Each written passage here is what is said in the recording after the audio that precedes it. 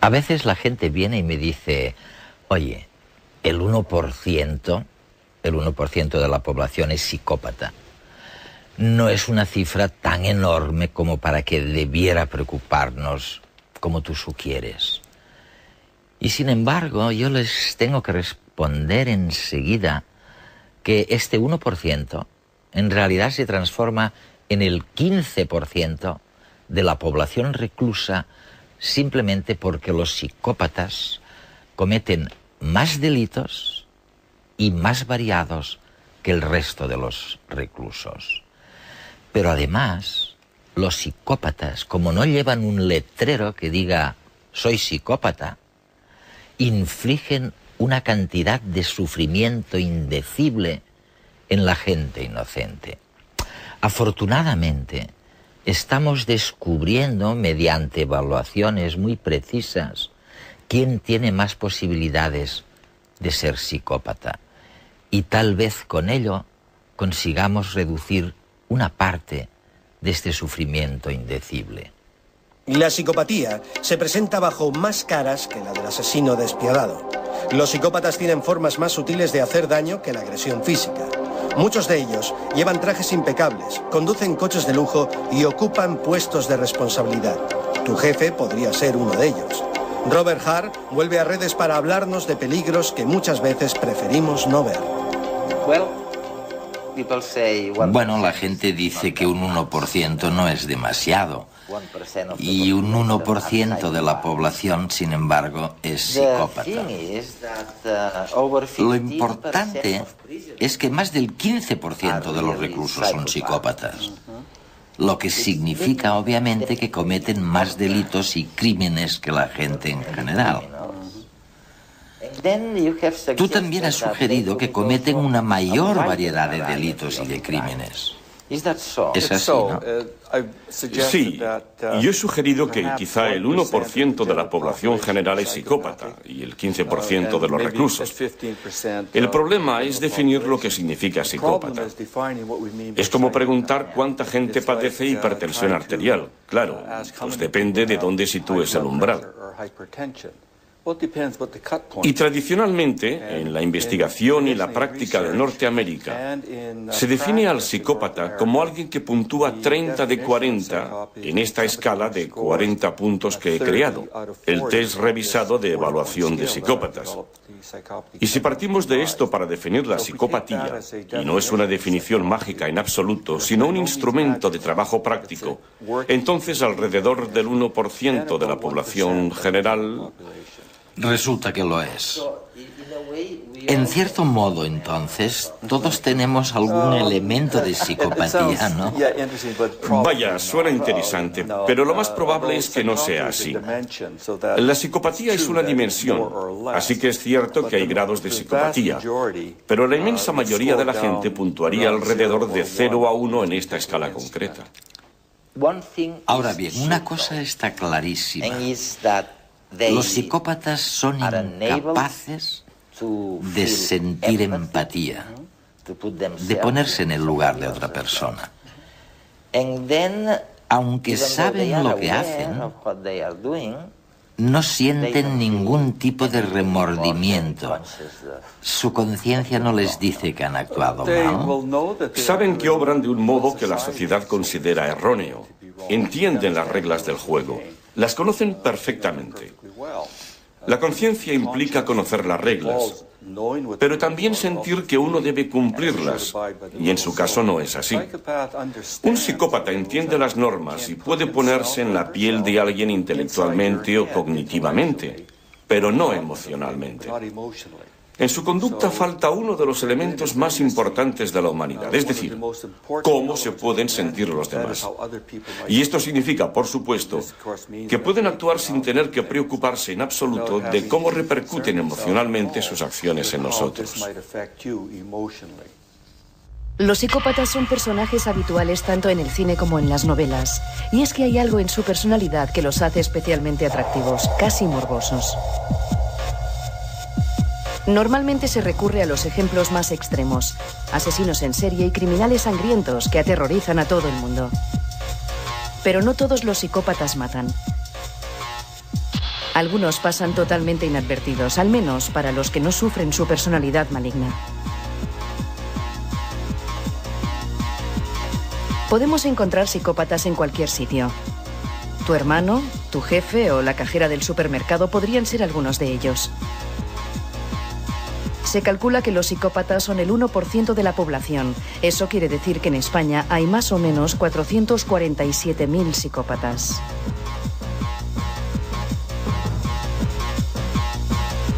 A pesar de ser un porcentaje pequeño, puede llegar a influir muchísimo en el resto de la sociedad. Solo hay que fijarse en los grandes fraudes financieros que han arruinado a miles de personas. Detrás hay una mente psicópata. Alguien a quien no le importa dejar a familias enteras en la bancarrota.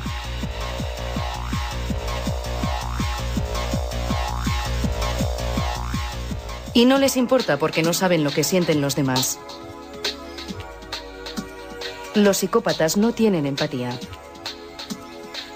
Son incapaces de ponerse en la piel de los otros. Pueden entender cómo piensas, pero nunca podrán entender cómo te sientes. Tampoco tienen conciencia, ni miedo, ni remordimientos. 3 características ideales para ser un buen embustero. Destacan como jugadores de póker, se marcan faroles y permanecen impasibles. Sus compañeros de juego son incapaces de descubrir cuándo mienten. Y la política también les llama la atención. Es un contexto donde el engaño y la mentira son indispensables, y de esto ellos saben mucho. Además, pueden acceder a puestos de poder desde donde manipulan a su gusto a muchas personas, en ocasiones incluso a países enteros.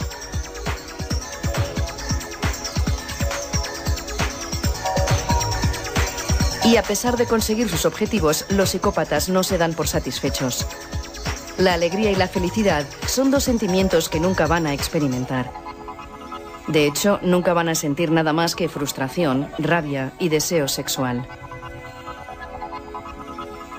Pero esta limitación emocional, en vez de hacerles sentir desgraciados, tiene el efecto contrario. Se creen seres superiores, perfectos. Para los psicópatas no hay nada raro en su forma de ser, al contrario, el problema lo tienen los demás. Y lo más trágico, no hay terapia para curarles porque no hay nada que curar. Simplemente son así y nada los hará cambiar. ¿Por qué? ¿Por qué los psicópatas suelen ser normalmente mentirosos, violentos y encantadores? Veamos, sin duda son mentirosos y muchos parecen encantadores. No todos tienen necesariamente conductas violentas. Para que nos entendamos, el psicópata tiene un repertorio de conductas muy amplio. Puede actuar, desempeñar muchos papeles. Si ser encantador funciona, pues lo es. Si no funciona, quizá te amenace o intente intimidarte. Si tampoco funciona, entonces recurrirá a la violencia. La clave es que todas sus acciones tienen un componente depredador. Es como cuando un gato persigue a un ratón. Al gato no le importan en absoluto los sentimientos de su presa. No entran en su conciencia, ¿sabes? Este es el enorme problema de los psicópatas. La cantidad de sufrimiento que pueden infligir a la gente que no es consciente a lo mejor de que su jefe o su mujer o su marido es un psicópata. Exacto. Si pensamos en nosotros como en un ratón y en el psicópata como en un gato, esto explica muchas cosas. Y podemos preguntarnos, ¿es que no se dan cuenta del dolor que están provocando a los demás? No solamente han lastimado físicamente a alguien, además han acabado con los ahorros de toda su vida, con su pensión. ¿Es que no entienden que está mal? Pero somos nosotros los que no entendemos que este tipo de personas no piensan ni sienten como nosotros. Y hasta que no comprendamos que tienen una manera distinta de ver el mundo humano, estaremos condenados a ser sus víctimas. Dices que son depredadores. Depredadores sociales sería una buena manera de expresarlo. Pero también explica hasta cierto punto dónde podemos encontrarlos. Los psicópatas están donde quiera que haya una oportunidad de algún tipo. Si alguien nace y se cría en una familia que valora las actitudes delictivas, hurta y roba y hace cosas malas, un psicópata será un buen alumno. Aprende muy rápido y probablemente acabe en la cárcel.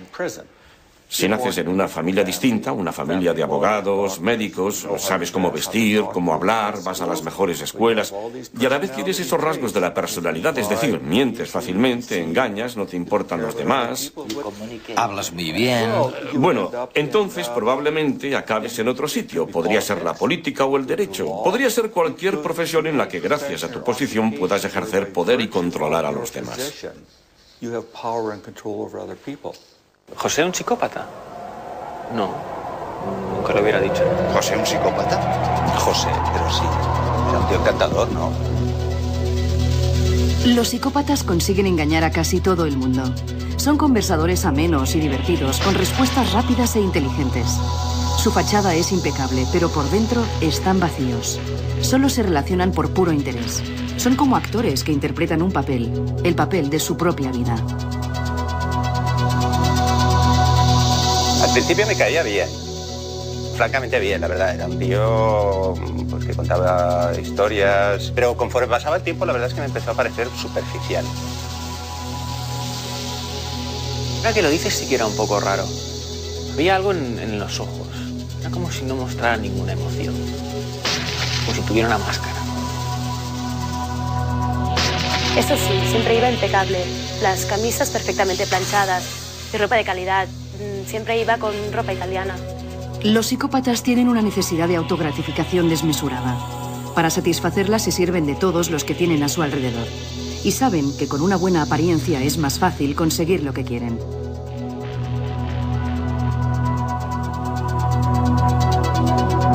Lo que sí que te diré es que era un tío que tenía bastante cara, muy poco cumplidor. Llegaba tarde, y casi a diario además. Lo que pasa es que al jefe parecía no importarle. Siempre se lo pasaba por alto. Son impulsivos y les cuesta mucho cumplir con las obligaciones y los compromisos. Pero también quieren destacar y llegar a lo más alto rápidamente. Son contradictorios por naturaleza.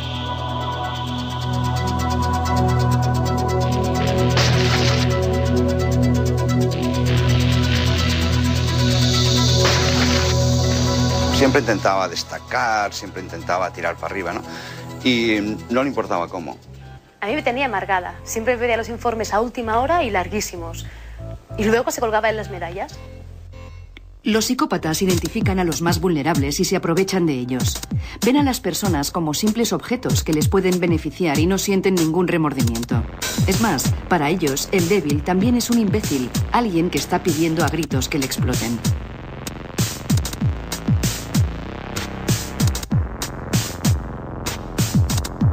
Me acuerdo que incluso un día se metió en un lío gordo, porque alguien, no sé quién, recuerdo que dijo que le había robado una idea. No sé muy bien qué pasó, no me acuerdo muy bien, pero al chico lo echaron. Y José se quedó. Mienten y manipulan de manera natural. Además, son completamente ajenos a la posibilidad de que les descubran. Y aunque les pillen, no se avergüenzan ni se muestran perplejos. Simplemente cambiarán la historia para que sea consistente con la mentira. Viven al día, sin pensar en las consecuencias de sus actos. El futuro no les preocupa demasiado.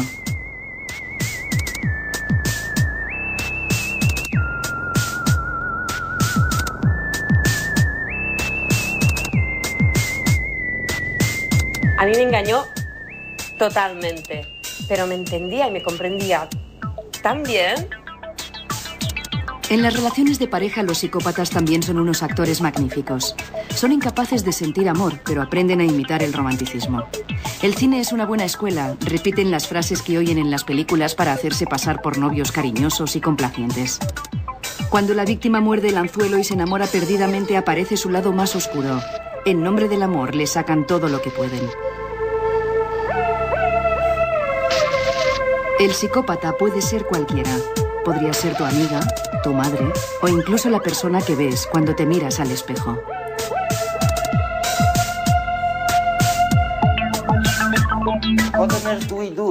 Oye, entonces, ¿qué caray podemos hacer?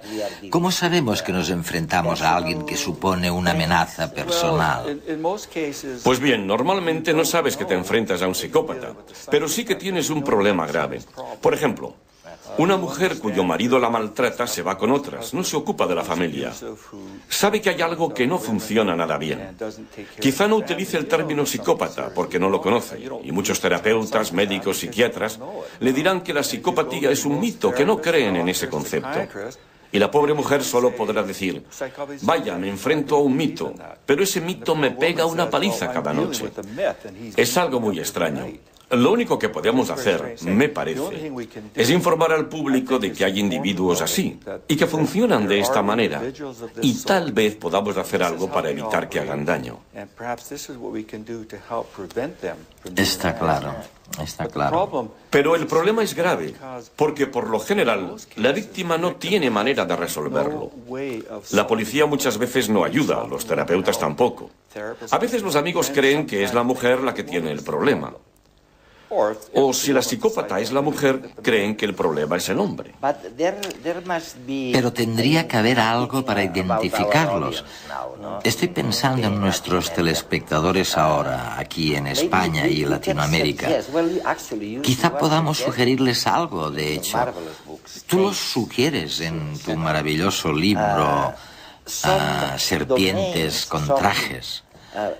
Dices que hay algunos elementos antisociales, afectivos, personales o del estilo de vida que están claramente marcados. Por ejemplo, en la esfera interpersonal, ¿qué crees? ¿Son superficiales, grandilocuentes, modestos? Pueden ser todas estas cosas en momentos diferentes. Hay que pensar en ellos como si actuaran sobre un escenario. Adoptarán el personaje que más les convenga para la situación. Los que lo analicen con detenimiento verán que esa actuación no es demasiado buena, sino puro juego sucio. Pero la gran mayoría no tendrá el tiempo o la energía para ir más allá de la fachada. Creerá que la persona es lo que aparenta. Habla muy bien, te dirá que tiene mucho dinero, que hará cosas fantásticas por ti. Y por supuesto nunca sucede. Pero no solemos ahondar tras la superficie. Es como si el fondo fuera menos importante que la forma. Los políticos son expertos en eso. Más de una vez me he planteado qué pasaría si un político dijera la verdad y solamente la verdad, e intentara que le eligieran de ese modo. Cosa difícil. Sí, sería muy difícil. Además, creo que en la política y en el póker hay que mentir, engañar, es parte del juego. No estoy diciendo ni mucho menos que todos los políticos sean psicópatas. Pero si yo fuera un psicópata, si tuviera todas las habilidades sociales necesarias, supiera qué hay que hacer, quizá lo intentaría con la política, porque las oportunidades están ahí. Sería genial. Y de paso, con el estilo de vida, ¿qué pasa? ¿Resulta también muy variable? ¿Tienen los psicópatas un estilo de vida especial? El estilo de vida de la mayoría de los psicópatas consiste en buscar nuevas oportunidades, nuevas sensaciones. Buscan estímulos, se aburren con mucha facilidad. Por eso, normalmente no trabajan en el mismo sitio durante demasiado tiempo. No se pasan muchos años en una pequeña empresa con el objetivo de llegar a dirigirla. Lo que hacen es buscar otras oportunidades en lugares más grandes en los que saciar sus ansias. Tienden a ser bastante impulsivos, pero de una manera controlada. Cambian de trabajo rápidamente. No necesariamente serían a puñetazos, aunque podrían hacerlo, pero normalmente no lo hacen. Buscan nuevas cosas por hacer. Y no es lo mismo que con los paracaidistas o los escaladores, que asumen muchos riesgos. Exacto. Esta gente lo ha planeado todo. Sabe cuáles son los riesgos y ha decidido que lo que les toca es asumir el riesgo e intentar superarlo. Los psicópatas lo hacen de una manera natural, asumen riesgos, pero por lo general lo hacen a costa de otra persona. Si él pierde, tú pagas por ello. Y, por supuesto, son antisociales. Bueno, antisociales en el sentido de que no se acogen a las reglas de la sociedad. Mucha parte de su conducta podría considerarse legal, y a menudo lo es, porque saben operar dentro de los límites de la ley. Pero donde mejor se mueven es allá donde los límites son flexibles.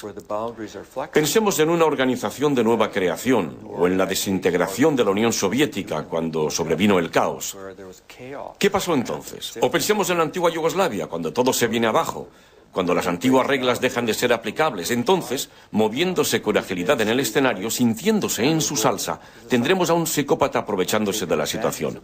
Lo mismo pasa con las empresas. Si impera el caos y las reglas son poco claras, flexibles, el psicópata saldrá adelante extremadamente bien.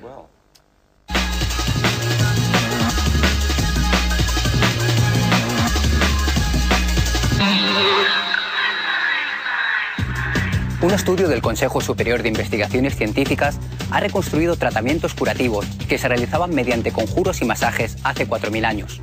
Los textos se han recuperado a partir de tablillas de arcilla de la antigua Mesopotamia.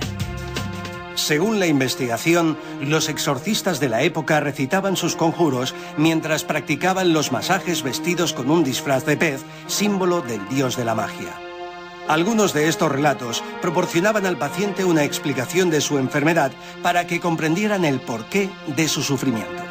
En otros, el exorcista amenazaba con hechizos a los demonios causantes de la enfermedad para expulsarlos del cuerpo del paciente. Los textos médicos se han encontrado en bibliotecas y archivos de ciudades de la antigua Mesopotamia. En ellos se explicaba que el masaje se realizaba con aceite de plantas aromáticas y medicinales. Servía, entre otros, para facilitar el parto sin dolor, combatir el agotamiento o remediar la parálisis en algún miembro. Científicos de Estados Unidos y Canadá han descrito los efectos de la pesca de grandes tiburones en la costa este del país. Esperan que los resultados sirvan para gestionar de modo más sostenible los recursos que ofrecen los ecosistemas. La desaparición de grandes tiburones en el noroeste del Océano Atlántico ha aumentado en las últimas décadas. El incremento de su consumo alimentario y la pesca accidental son las principales causas de este aumento. Esta sobreexplotación de los ecosistemas marinos ha provocado un desequilibrio en la cadena trófica.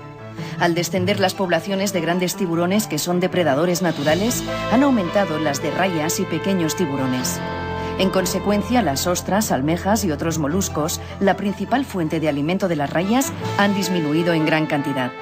Los científicos advierten que estos cambios degradan aún más los ecosistemas costeros ya muy afectados por la actividad humana. Tratar eficazmente los periodos de depresión en personas con trastorno bipolar no es tarea fácil. Los resultados de un ensayo clínico realizado con cerca de 400 pacientes podrían ayudar a mejorar el tratamiento en el futuro. Tomar antidepresivos cuando ya se están empleando estabilizadores del ánimo no mejora el tratamiento del trastorno bipolar. Esta es la conclusión a la que ha llegado el Instituto Nacional de Salud Mental de Estados Unidos en el estudio STED-BD. En el ensayo han participado 366 pacientes de 22 localidades del país. A todos ellos se les administró un estabilizador del ánimo. Además, a la mitad de los participantes se les suministró un antidepresivo, mientras que el resto tomó un placebo. Después, se comparó la evolución del trastorno bipolar entre los distintos grupos. Según los resultados, todos presentan el mismo porcentaje de recuperación. El estudio promete más resultados que ayudarán a diseñar nuevas opciones para el tratamiento del trastorno bipolar. La falta de donantes de sangre constituye un serio problema. Por otra parte, las transfusiones entre grupos incompatibles pueden desencadenar graves enfermedades e incluso la muerte. Estas limitaciones podrían solventarse gracias al hallazgo de un equipo danés. Los grupos sanguíneos A, B, AB y 0 se deben a la presencia de proteínas concretas en la membrana de los glóbulos rojos. Los individuos con grupo A tienen en sus células la proteína A, mientras que las personas tipo 0 no tienen ninguna proteína en la superficie de sus glóbulos rojos. Científicos de la Universidad de Copenhague han desarrollado una técnica que permite convertir sangre de los grupos A, B y AB en grupo 0. El sistema utiliza unas enzimas que eliminan de los glóbulos rojos las proteínas específicas de los distintos tipos de sangre. El avance es de gran importancia porque el grupo 0 se considera universal y puede emplearse en cualquier tipo de transfusión. Ahora están estudiando si la sangre que se obtiene con este sistema es segura y efectiva.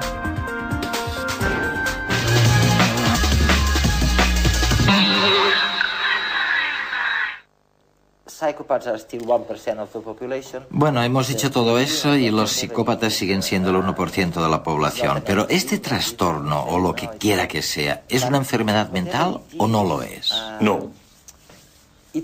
En cualquier caso, sea lo que sea, no ha cambiado demasiado. Lo que ha cambiado Es el panorama desde los 90, con todas las empresas organizando o instaurando nuevas maneras de organizarse para buscar la máxima eficacia, reducir los costes de personal, ser más competitivos y avanzar a toda costa.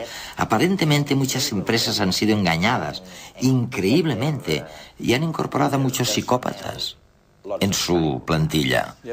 Sí, de hecho, en muchos casos es el psicópata el que ha decidido quién debe marcharse. Increíble. Especialmente si una empresa absorbe a otra y el psicópata está allí y acaba en una posición de poder para decidir que hay que despedir a su antiguo jefe. ¿Y cómo sucumbieron a este engaño tantas empresas? Pues igual que todos nosotros. En realidad, un buen psicópata podría convencerme de que no le pasa nada malo, por lo menos a corto plazo. Si tuviera suficiente tiempo y energía para averiguar más sobre esa persona, quizá podría encontrar dónde está el problema. Pero en la mayoría de los casos las empresas no lo hacen. Los departamentos de recursos humanos no entrevistan adecuadamente a los trabajadores nuevos. Suelen confiar en la recomendación de otra empresa o... Van deprisa, siempre. Sí, van con prisas. Y esa persona suena bien, parece que puede aportar algo valioso a la empresa. Ni siquiera comprobamos los currículos. Por desgracia, tenemos psicólogos y jefes de personal que utilizan test psicológicos para estudiar a la gente. Pero un psicópata puntuará normal. Estos tests no significan nada. Los psicópatas saben torearlos. ¿Cuál es la receta entonces? ¿Cómo pueden hacer una criba las empresas, digo, para evitar la manipulación? Bueno, lo primero, y esto se aplica a todas las empresas, pero no solamente al mundo empresarial. Todos nos casamos, hacemos amigos nuevos, etcétera, etcétera. Lo primero es comprobar las cosas. Si te compras un coche de segunda mano, irás con mucho cuidado. Serás consciente de que es muy probable que el vendedor te mienta y engañe. Hay que ser un poco cínicos y entender que las cosas no son en absoluto lo que aparentan. Hay que investigar. Si lo hiciéramos con nuestras relaciones personales o en los negocios, nos iría mucho mejor. Esto no significa que debamos contratar a un detective privado para analizar a cada trabajador nuevo, aunque en algunos casos no sería tan mala idea. Especialmente si existe la probabilidad de que esa persona llegue a un cargo de mucho poder dentro de la organización. Y pueda depredar. Sí, de hecho puede llegar a destruir a la empresa. Pero en algunos casos, una organización puede querer contar con un psicópata, porque sus actitudes, su personalidad y su conducta quizá encajen con la filosofía de la organización. En aquel momento.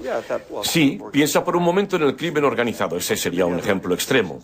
Pero hay muchas otras organizaciones en las que en un momento concreto, con un psicópata las cosas irían bien, todo encajaría. Sin embargo, al final la empresa acabará sufriendo, porque los intereses del psicópata no son los intereses de la empresa, sino los propios, el interés personal. Ferran Ramón Cortés ha escrito un libro en el que analiza cómo algunas personas utilizan a sus compañeros para su propio beneficio y compara los rumores que propagan con los virus biológicos.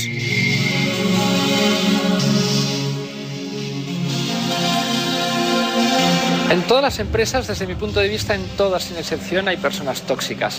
Lo que pasa es que infectan más o menos. El mecanismo que utilizan un virus muy particular que es el rumor. Y a través del rumor, la enfermedad que provocan es la rotura de la comunicación interna y la desestabilización, en muchos casos, de la propia organización.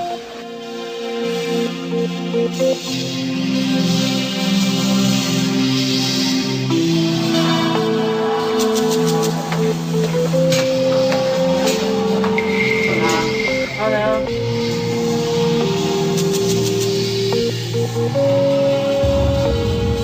En las epidemias de rumores participan tres tipos de personas. En primer lugar, los reservorios, que son los que lanzan el rumor, llevan el virus dentro y lo lanzan.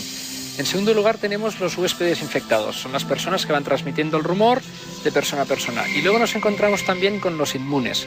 Esta gente son gente a la que llega la infección, pero no la transmiten, no se la hacen suya y son esenciales en las organizaciones para parar precisamente las epidemias.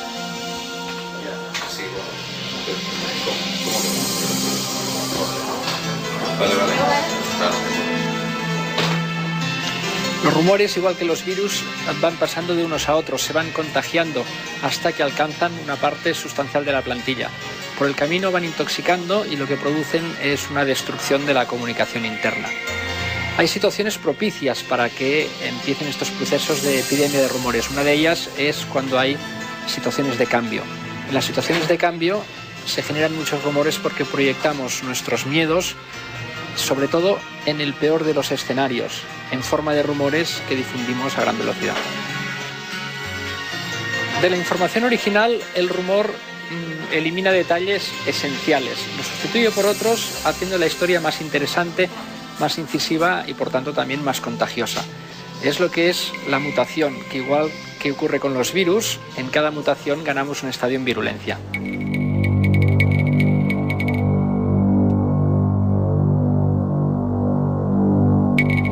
Las personas emocionalmente más expresivas son a la vez las personas que tienen mayor capacidad de contagio. En circunstancias normales son personas imprescindibles en las empresas porque ayudan a crear climas de compañerismo, ayudan a generar relaciones y ayudan a funcionar la compañía. Pero al mismo tiempo, infectadas por una cadena de rumores son también las más peligrosas.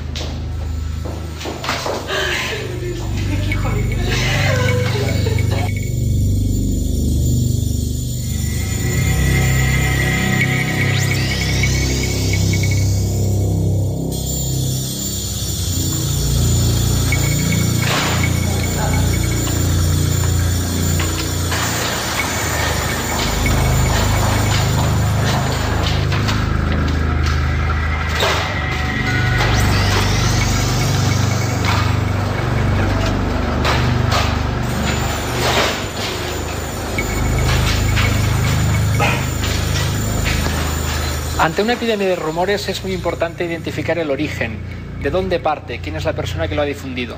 Habitualmente lo habrá hecho para manipular y reforzar su posición en la empresa. Y es muy importante saber que no siempre va a dar la cara. Igual que en las infecciones víricas puede ser un portador asintomático, alguien que no muestra la enfermedad y que es difícil por tanto de localizar y de cazar.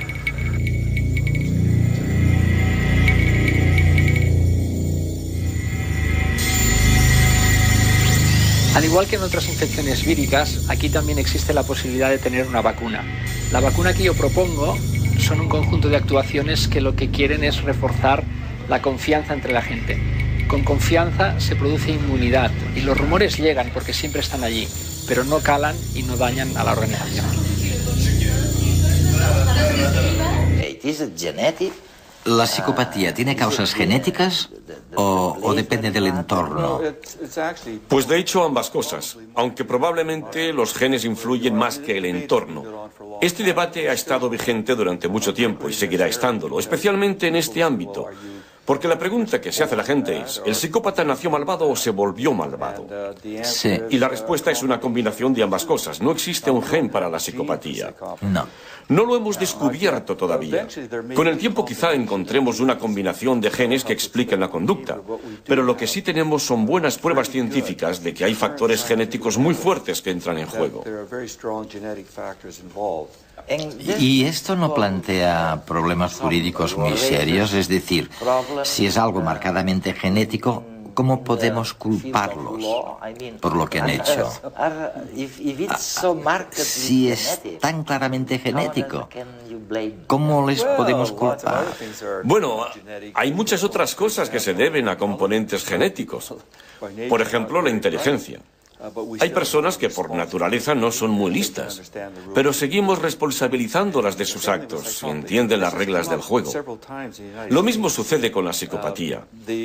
Esto se ha debatido varias veces en Estados Unidos y el argumento que se esgrime es que los psicópatas no juegan con todas las cartas porque les falta algo.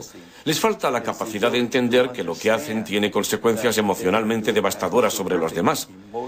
Y hay quien dice, bueno, quizá no sean responsables porque carecen del componente emocional. Pero ese argumento no ha prosperado. Y la ley, en Estados Unidos por lo menos, dice que si conoces las reglas del juego y sabes distinguir el bien del mal, entonces puedes ser procesado. Eres responsable de tus actos. A un psicópata se le da muy bien intentar utilizar eso mismo que mencionabas. Te dirá, no es mi culpa, yo nací así, es culpa de los demás, es culpa de la sociedad. Pero no es verdad, toman sus propias decisiones. Bueno, ya los hemos identificado, más o menos. Cometen un delito o un crimen y los ponemos en la cárcel. Sí. ¿Y luego qué hacemos? Tú tienes enorme experiencia, has analizado varios centros penitenciarios por todo el mundo. ¿Qué hacemos con ellos? Pues normalmente lo que hacemos no es lo adecuado. Para los delincuentes y criminales tenemos programas de tratamiento o programas conductuales e intentamos que todos obedezcan las mismas reglas utilizando las mismas técnicas. Pero con los psicópatas no funciona, porque la mayoría de estas técnicas se basan en la emoción, la capacidad de experimentar ansiedad, miedo, remordimientos, todas tienen bases emocionales. Y con un psicópata es un método equivocado. Si le dices a un psicópata, lo que haces está poniendo en peligro a otras personas, les estás haciendo daño, tienes que cambiar, pues te dirán, de acuerdo, cambiaré. Pero será una respuesta superficial, porque en su foro interno esa persona pensará, ¿y por qué debería cambiar? Yo estoy bien. Si eso no funciona, ¿cómo deberían ser entonces los programas? Pues lo primero que deberíamos hacer es desconfiar muchísimo de todos los psicópatas que de repente afirmen sentir empatía. Es imposible que cambien su esencia de la noche a la mañana por mucho que utilicen las palabras adecuadas y digan, estoy curado, he encontrado a Dios, he encontrado a Cristo, ahora sí que sé lo que estoy haciendo. Hay que hacer caso omiso de afirmaciones así porque lo que cuenta son los actos. Y por otro lado, es importante convencerles de que pueden beneficiarse si cambian un poco su conducta. Es decir, que va en su propio interés cambiar, no mucho, porque no van a cambiar mucho, pero sí hasta cierto punto. Decirles que se pondrán en menos líos o que pasarán menos tiempo en la cárcel del que pasarían si no cambiaran.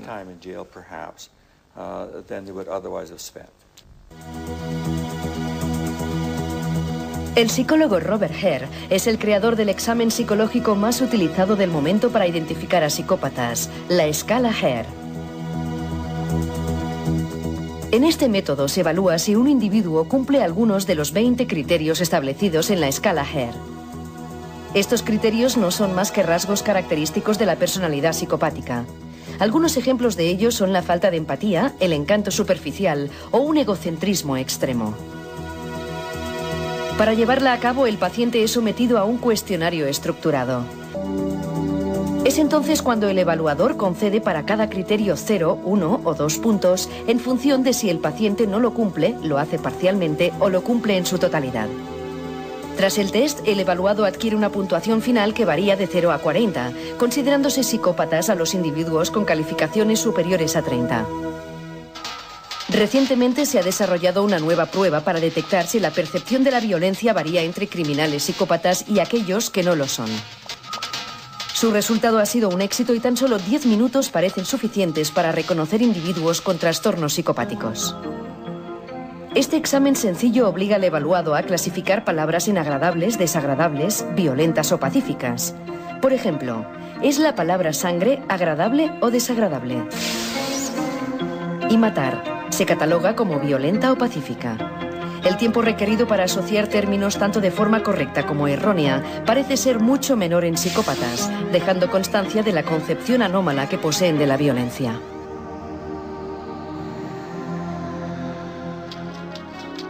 Nuevas técnicas en el campo de la visualización cerebral como la resonancia magnética han permitido relacionar la conducta psicopática con defectos biológicos. Así, la corteza prefrontal, vital para gestionar los impulsos, presenta una reducida actividad. Neurotransmisores inhibidores de la conducta agresiva, como la serotonina, también parecen escasear en el cerebro del psicópata.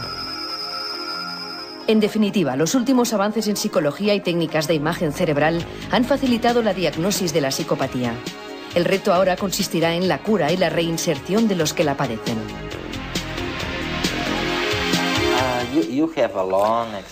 Cuentas con una larguísima experiencia, has trabajado muchísimos años en este campo.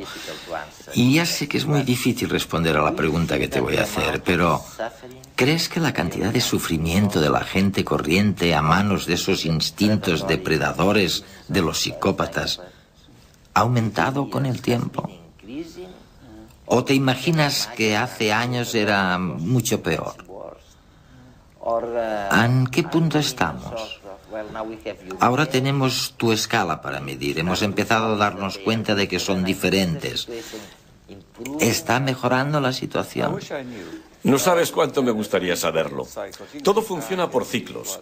Si nos remontamos a la Baja Edad Media, cuando proliferaban las ciudades-estado, cada pueblo era un estado.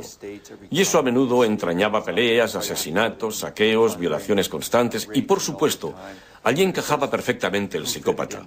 De hecho, por aquel entonces el psicópata probablemente se consideraba un verdadero héroe. Era alguien que sacaba el trabajo adelante. Creo que lo mismo sucede ahora. Hay muchas situaciones en las que los psicópatas realmente pueden prosperar. Uno de los problemas que tenemos ahora es que, como sociedad, a través de las películas y la televisión, lo que hacemos en cierta medida es promover el estilo de vida psicópata. Estamos transmitiéndole a una nueva generación que así es como se hacen las cosas y que además es fantástico. Que es eficaz, ¿eh? Sí, en las películas y la televisión, el principal ingrediente es la violencia. Y se trata de violencia depredadora. Violencia a sangre fría, sin pasión. Se actúa contra los demás sin ningún tipo de preocupación por ellos, sin sentimientos de remordimiento o de culpabilidad. Y los niños lo ven. Los jóvenes lo ven. Y gran parte de este material se convierte en un modelo a imitar, un guión sobre cómo actuar. Tal vez les cueste comportarse así, pero con el tiempo aprenden. Déjame darte un ejemplo. En Estados Unidos, hace 9 o 10 años, hubo un periodo en el que los chavales jóvenes, de 14 o 13 años, solían reunirse en grupo y pegarle una paliza a otro chaval. Le pegaban patadas, le acosaban, le humillaban. En Canadá nunca había pasado nada similar, hasta que apareció en la televisión. Al cabo de 2 o 3 meses ya teníamos casos como ese. Casos de acoso escolar o bullying, ¿no? Acoso, palizas, humillaciones, se había convertido en un modelo para los niños. Por eso creo que lo que sucede ahora en nuestra sociedad es que el número de casos de la psicopatía tal vez no esté aumentando, aunque quizás sí, no estoy seguro. Pero sin embargo, a un psicópata le resulta mucho más fácil expresarse que antes, porque lo que antes se consideraba poco ético, inmoral o antisocial ahora se convierte en la norma. Pasa a estar bien. Todo se reduce a pensar ante todo en uno mismo.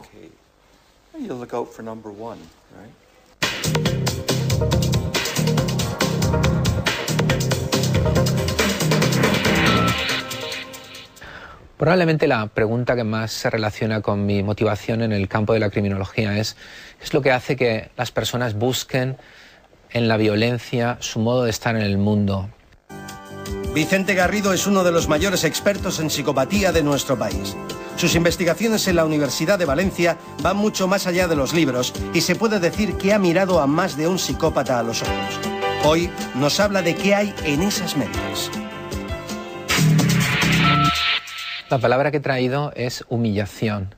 Y es una palabra importante en este contexto del crimen y la psicopatía por 3 razones. Primero, porque se trata de un motivo profundamente humano, a diferencia de otras causas que promueven la agresividad y que la compartimos con los animales. El sentimiento de humillación requiere, por encima de todo, la conciencia de sí. El hecho de que te sientes traicionado o maltratado en una reflexión íntima e introspectiva, algo que solo puede hacer el ser humano. En segundo lugar, es importante porque es probablemente la motivación más fundamental para el crimen violento.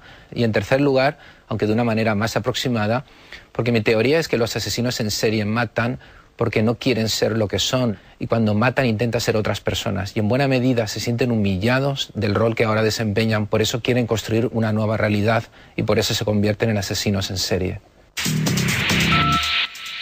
El placer viene del desquite, viene de la venganza. La venganza es un plato que se sirve frío. La venganza te produce un equilibrio. Acabas de poner tablas en una situación en la que tú estabas perdiendo.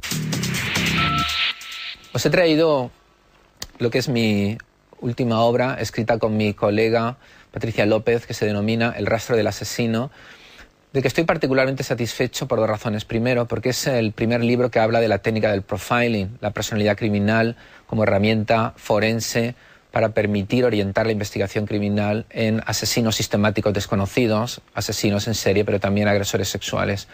En segundo lugar, porque es un estudio en profundidad de 5 asesinos en serie que en los últimos años han marcado la criminología casuística en España. Y hay un estudio analítico de cómo se llevó a cabo la investigación en tiempo real, las pistas, los problemas, las dificultades, cómo se capturaron. Y luego hay un estudio muy profundo sobre su mente, por qué hicieron lo que hicieron, por qué planificaron los crímenes de esa manera, qué pretendían conseguir, y un estudio utilizando la técnica del profiling que nos descubre la mente y las características fundamentales de la personalidad de estos sujetos. He traído un par de imágenes para que el espectador sea consciente de cuáles pueden ser las motivaciones de los asesinos en serie y en qué modo pueden ser tan diferentes. El primer caso es el del asesino del Pouchet. Lo que define este tipo de crimen es la venganza, la humillación. Las mujeres de ese barrio ni siquiera lo miran, porque él no forma parte de ese mundo. Cuando mata a las 2 mujeres en este barrio, está demostrando que él sabe cómo tratar a estas mujeres y las mata por odio, y por eso es sádico. Quiere hacerlas sufrir. El sadismo da placer sexual, pero él no las toca sexualmente. La otra imagen corresponde a Tony King, que quizá el público lo puede concebir más como el clásico psicópata sexual. Tony King empieza su carrera delictiva como un delincuente juvenil y pronto, además de robos y actos de violencia, progresa hacia el delito sexual. Mientras que antes en Inglaterra necesitaba el control de la víctima hacia la inconsciencia para poder satisfacer su fantasía sexual, ahora vemos que ese control no es suficiente. Ya no basta con que la mujer esté inconsciente, tiene que estar muerta. El control ha de ser absoluto. Lo que nos muestra Tony King es un camino que empezó en su adolescencia y que culmina en la necrofilia.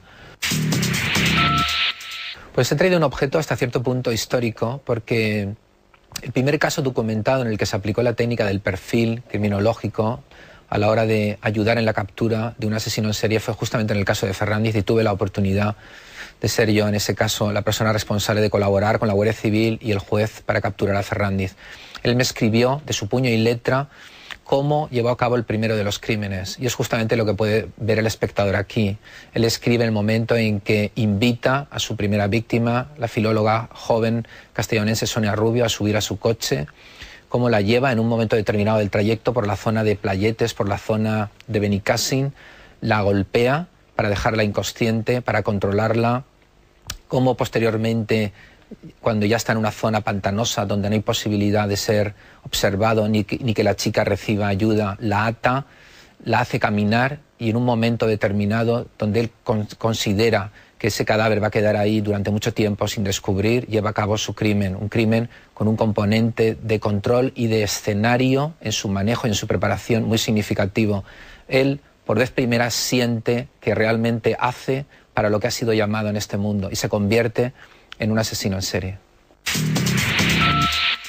El lugar que he escogido es un poco peculiar. Estamos en la penitenciaría estatal de Florida, en Estados Unidos, 1985. En esa prisión de Florida y en esos años se produjo la primera introspección de un asesino en serie a cargo del padre del canon del asesino en serie moderno, que fue Ted Bundy. Es un hablar supuestamente de alguien que sintiera y pensara lo que él siente y piensa. Da pistas sobre cómo un asesino en serie, quizá más letal que él, puede estar ahora mismo planificando un próximo crimen. Dio pistas suficientes como para que, visto con posterioridad, hubiera podido llevar a su captura. Bundy les dijo: no esperen encontrar al típico tío que tiene pinta de buscar a putas. Entonces pusieron a una mujer policía por la zona de prostitución y picó el asesino. Pero en ese momento el FBI no fue capaz de demostrar que ese hombre era el asesino, y tampoco las pruebas eran irrefutables.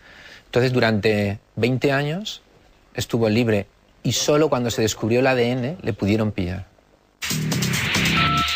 La conclusión quizá pueda ser esta: hay personas que se defienden del mundo, que encuentran motivos para la amenaza con una autoestima débil o egocéntrica pero muy quebradiza, y utilizan una violencia reactiva, una violencia que en su perspectiva es defensiva pero que produce agresión y dolor en los otros. Otros, por el contrario, ven el mundo no como una amenaza, sino como una oportunidad para dominar, para controlar, para desear un control que otras personas ni siquiera lo pueden soñar. Son los asesinos en serie, son los psicópatas, son los agresores depredadores.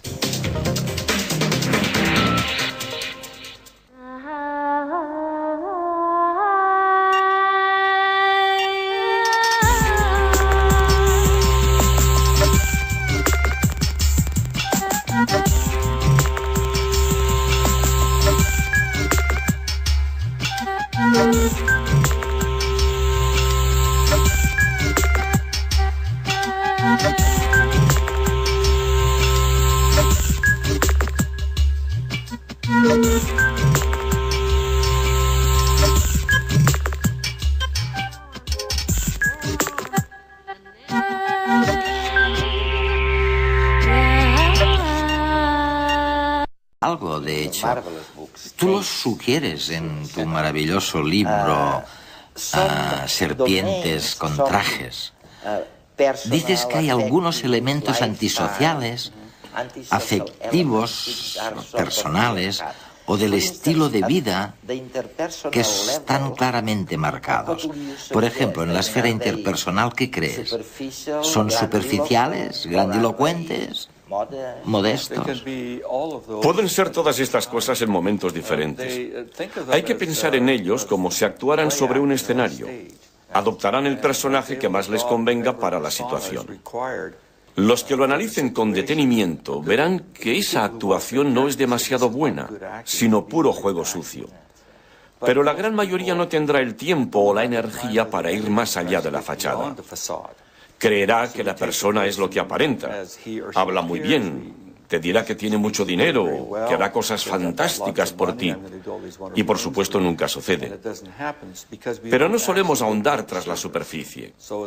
Es como si el fondo fuera menos importante que la forma. Los políticos son expertos en eso. Más de una vez me he planteado qué pasaría si un político dijera la verdad y solamente la verdad, e intentara que le eligieran de ese modo. Cosa difícil. Sí, sería muy difícil. Además, creo que en la política y en el póker hay que mentir, engañar, es parte del juego. No estoy diciendo ni mucho menos que todos los políticos sean psicópatas. Pero si yo fuera un psicópata, si tuviera todas las habilidades sociales necesarias, supiera qué hay que hacer, quizá lo intentaría con la política, porque las oportunidades están ahí. Sería genial.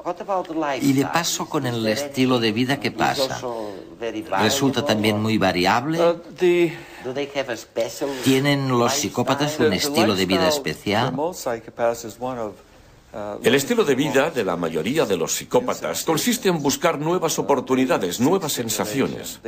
Buscan estímulos, se aburren con mucha facilidad. Por eso, normalmente no trabajan en el mismo sitio durante demasiado tiempo. No se pasan muchos años en una pequeña empresa con el objetivo de llegar a dirigirla. Lo que hacen es buscar otras oportunidades en lugares más grandes en los que saciar sus ansias. Tienden a ser bastante impulsivos, pero de una manera controlada. Cambian de trabajo rápidamente. No necesariamente se lían a puñetazos, aunque podrían hacerlo, pero normalmente no lo hacen. Buscan nuevas cosas por hacer. Y no es lo mismo que con los paracaidistas o los escaladores que asumen muchos riesgos. Exacto. Esta gente lo ha planeado todo. Sabe cuáles son los riesgos y ha decidido que lo que les toca es asumir el riesgo e intentar superarlo. Los psicópatas lo hacen de una manera natural, asumen riesgos, pero por lo general lo hacen a costa de otra persona. Si él pierde, tú pagas por ello. Y, por supuesto, son antisociales. Bueno, antisociales en el sentido de que no se acogen a las reglas de la sociedad. Mucha parte de su conducta podría considerarse legal, y a menudo lo es, porque saben operar dentro de los límites de la ley. Pero donde mejor se mueven es allá donde los límites son flexibles. Pensemos en una organización de nueva creación, o en la desintegración de la Unión Soviética, cuando sobrevino el caos. ¿Qué pasó entonces? O pensemos en la antigua Yugoslavia, cuando todo se viene abajo. Cuando las antiguas reglas dejan de ser aplicables, entonces, moviéndose con agilidad en el escenario, sintiéndose en su salsa, tendremos a un psicópata aprovechándose de la situación. Lo mismo pasa con las empresas. Si impera el caos y las reglas son poco claras, flexibles, el psicópata saldrá adelante extremadamente. Fe parecía no importarle, siempre se lo pasaba por alto. Son impulsivos y les cuesta mucho cumplir con las obligaciones y los compromisos. Pero también quieren destacar y llegar a lo más alto rápidamente. Son contradictorios por naturaleza.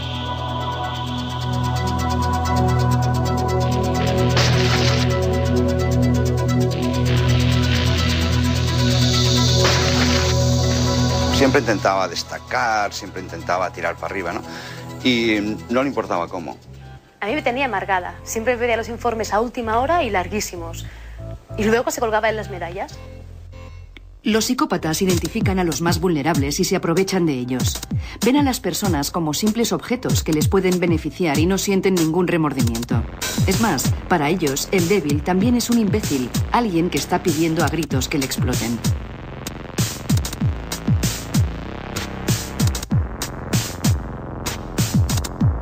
Me acuerdo que incluso un día se metió en un lío gordo, porque alguien, no sé quién, recuerdo que dijo que le había robado una idea.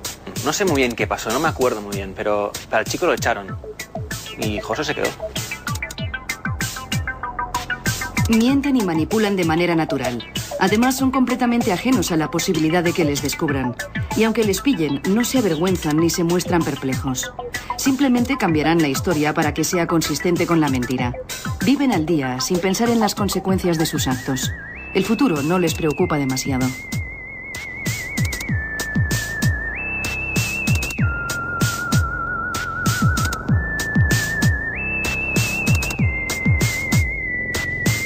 A mí me engañó totalmente, pero me entendía y me comprendía tan bien. En las relaciones de pareja, los psicópatas también son unos actores magníficos.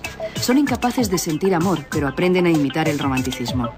El cine es una buena escuela. Repiten las frases que oyen en las películas para hacerse pasar por novios cariñosos y complacientes. Cuando la víctima muerde el anzuelo y se enamora perdidamente, aparece su lado más oscuro. En nombre del amor, le sacan todo lo que pueden. El psicópata puede ser cualquiera. Podría ser tu amiga, tu madre o incluso la persona que ves cuando te miras al espejo.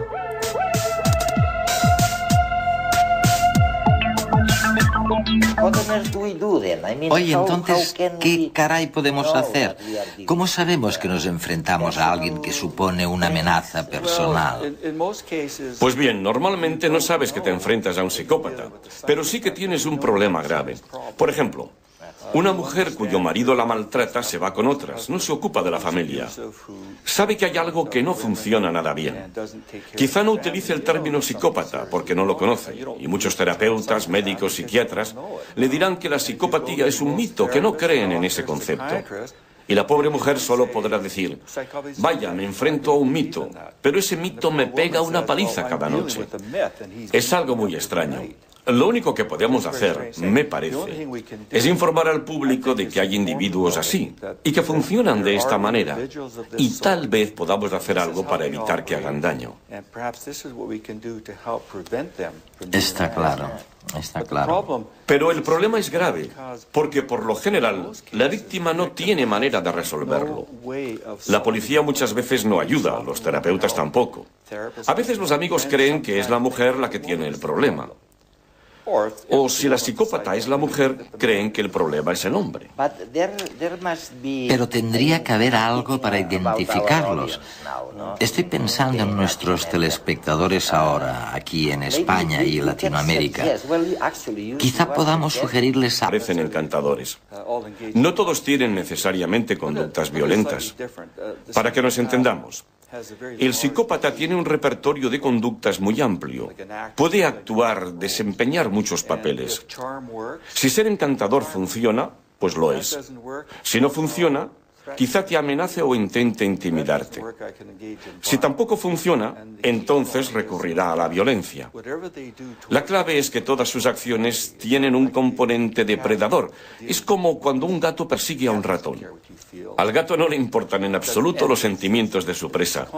No entran en su conciencia, ¿sabes? Este es el enorme problema de los psicópatas. La cantidad de sufrimiento que pueden infligir a la gente que no es consciente a lo mejor de que su jefe o su mujer o su marido es un psicópata. Exacto.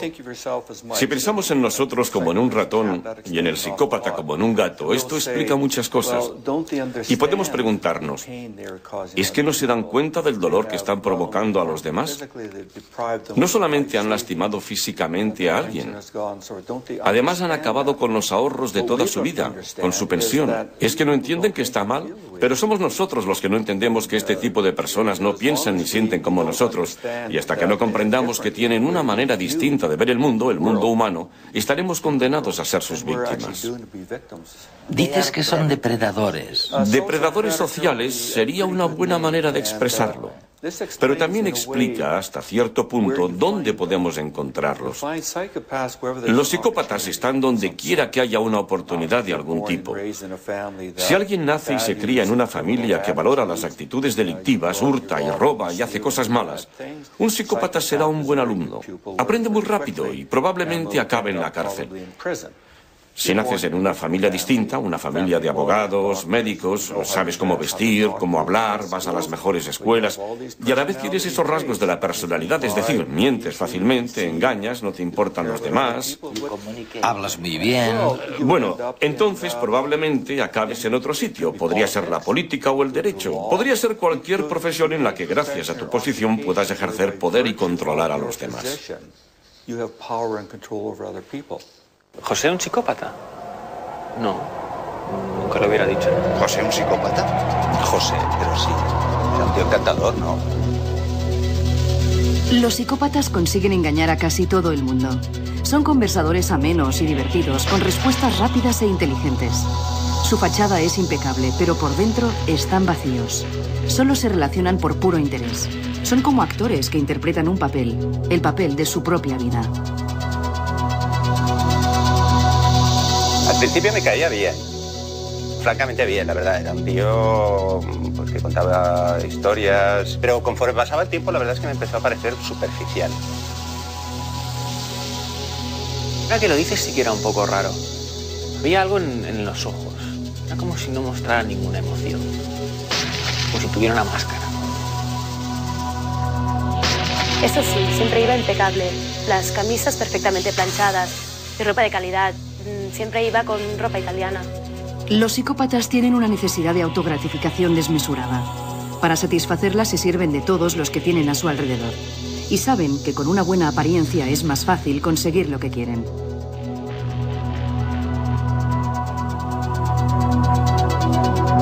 Lo que sí que te diré es que era un tío que tenía bastante cara, muy poco cumplidor. Llegaba tarde, y casi a diario además. Lo que pasa es que Adger Entienden las reglas del juego. Las conocen perfectamente. La conciencia implica conocer las reglas, pero también sentir que uno debe cumplirlas, y en su caso no es así. Un psicópata entiende las normas y puede ponerse en la piel de alguien intelectualmente o cognitivamente, pero no emocionalmente. En su conducta falta uno de los elementos más importantes de la humanidad, es decir, cómo se pueden sentir los demás. Y esto significa, por supuesto, que pueden actuar sin tener que preocuparse en absoluto de cómo repercuten emocionalmente sus acciones en nosotros. Los psicópatas son personajes habituales tanto en el cine como en las novelas. Y es que hay algo en su personalidad que los hace especialmente atractivos, casi morbosos. Normalmente se recurre a los ejemplos más extremos, asesinos en serie y criminales sangrientos que aterrorizan a todo el mundo. Pero no todos los psicópatas matan. Algunos pasan totalmente inadvertidos, al menos para los que no sufren su personalidad maligna. Podemos encontrar psicópatas en cualquier sitio. Tu hermano, tu jefe o la cajera del supermercado podrían ser algunos de ellos.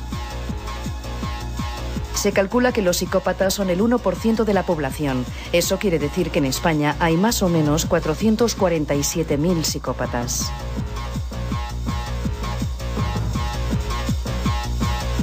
A pesar de ser un porcentaje pequeño, puede llegar a influir muchísimo en el resto de la sociedad. Solo hay que fijarse en los grandes fraudes financieros que han arruinado a miles de personas. Detrás hay una mente psicópata. Alguien a quien no le importa dejar a familias enteras en la bancarrota.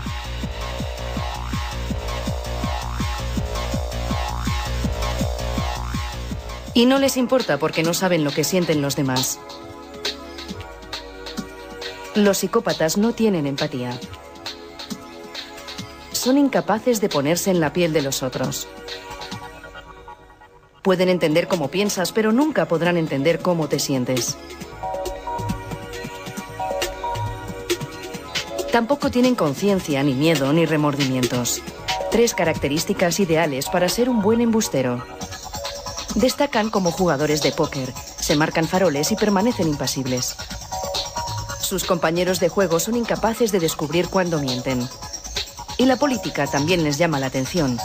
Es un contexto donde el engaño y la mentira son indispensables, y de esto ellos saben mucho. Además, pueden acceder a puestos de poder desde donde manipulan a su gusto a muchas personas, en ocasiones incluso a países enteros.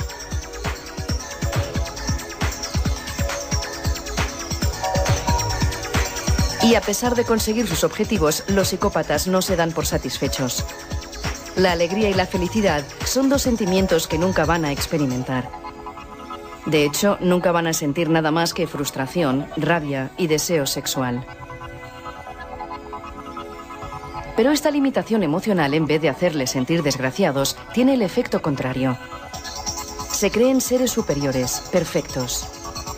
Para los psicópatas no hay nada raro en su forma de ser, al contrario, el problema lo tienen los demás.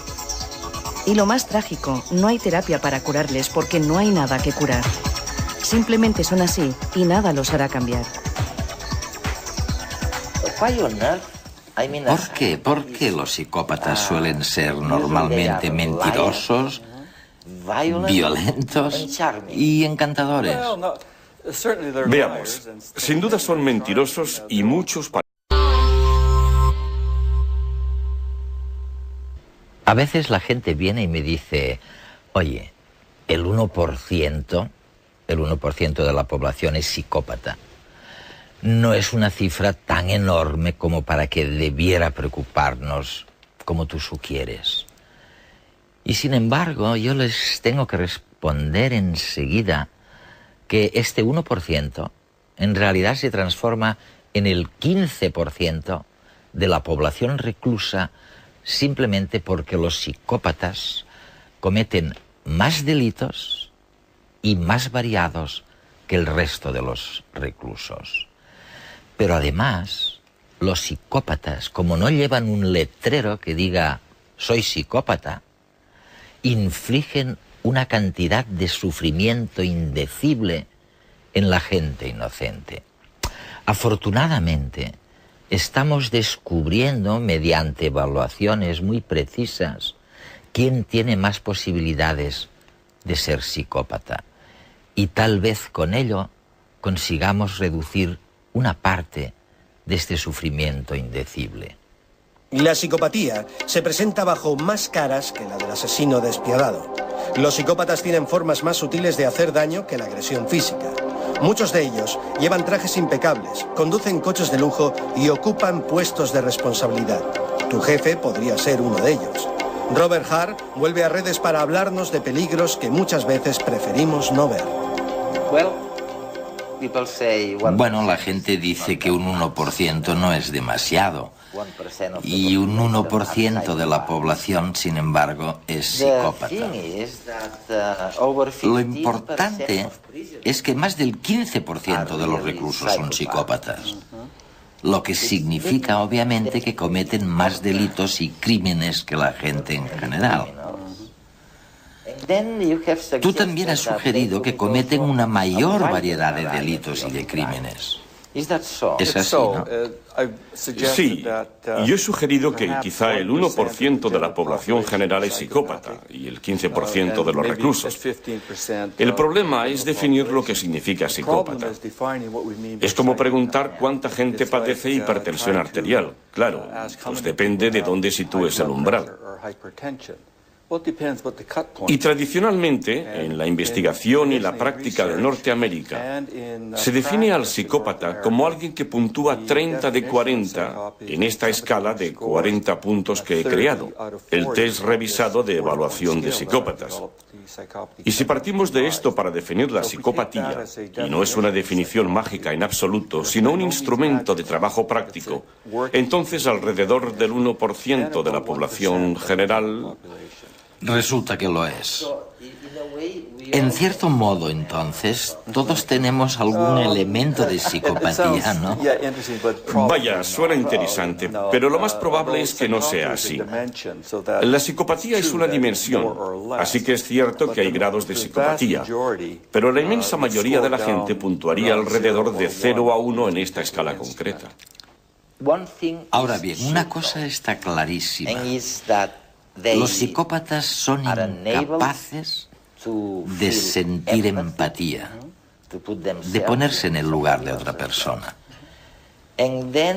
Aunque saben lo que hacen, no sienten ningún tipo de remordimiento.